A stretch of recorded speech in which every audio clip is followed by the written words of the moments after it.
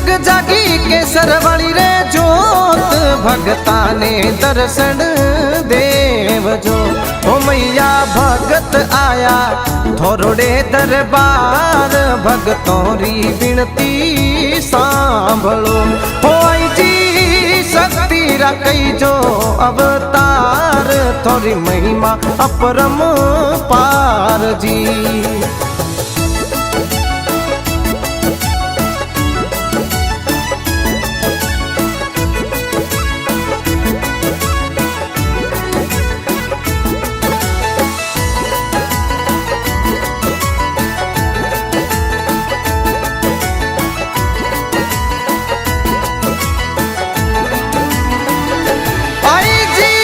अंबापुर में लियो अवतार भी काजी मन हर सायर।